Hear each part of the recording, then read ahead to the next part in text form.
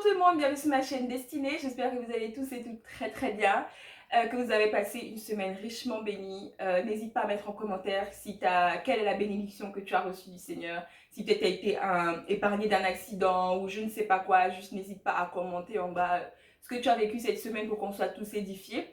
Alors, comme tu le sais, on est dans la série Back to School et donc en fait, c'est pas vraiment une série parce que c'est la dernière vidéo que je mets par rapport au Back to School.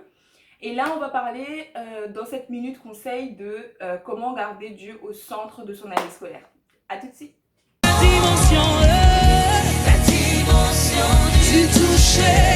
Ok, alors comme tu le sais, les minutes conseils, c'est je prends un verset de la Bible et j'essaie de l'appliquer à la vie quotidienne en général pour juste te donner, écoute, un conseil. Et le verset que j'ai eu à cœur de te partager se trouve dans...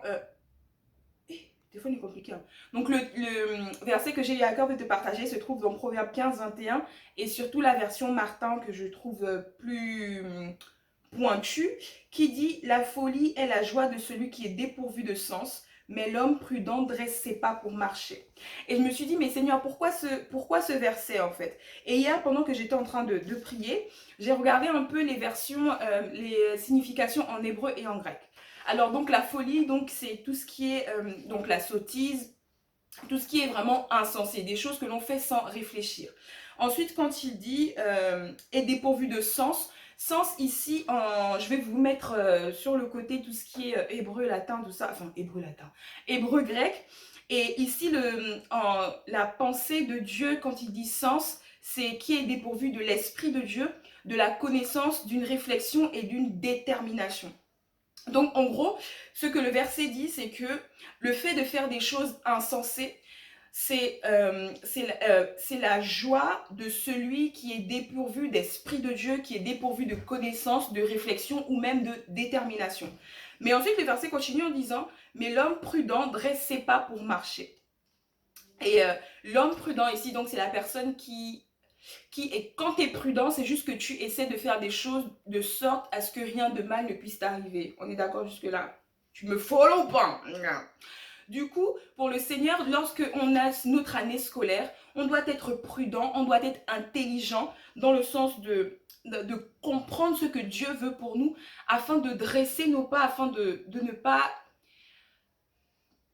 Comment dire ça? De ne pas avoir des actes insensés, des actes irréfléchis. Et quand il parle de prudence pour dresser, ça veut dire que tu te mets en position de je dois faire ça pour avoir une vie qui plaît à Dieu. C'est que c'est toi-même qui prends la décision avec l'aide du Saint-Esprit de dresser ton chemin et surtout d'avoir une vie qui peut plaire au Seigneur. Tout est une question de choix. Le Seigneur dit bien, je mets devant toi la vie et la mort, mais je te conseille de choisir la vie. Donc c'est à nous de choisir. Tu as le libre arbitre, donc tu dois prendre la bonne décision, la décision de l'esprit, de la connaissance, qui est donc l'inverse du sens, ici dans le verset, afin de dresser tes pas.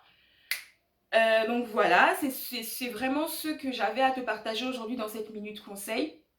C'est de vraiment garder Dieu au centre de ton année scolaire. Parce que généralement, quand tu as des examens, quand tu dois réviser, quand tu as des exposés, etc.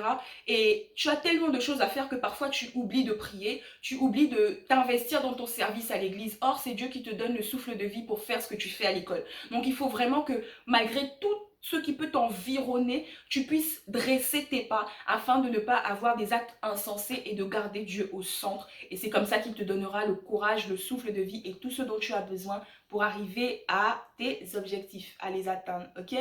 J'ai beaucoup parlé. Don't forget that Jesus is our King, God is our Father. It doesn't make differences between His children. He loves us the same way, guys. Love you and see you in the next video on By God Grace Friday. N'hésite pas à commenter, partager, liker et surtout à t'abonner. Ciao!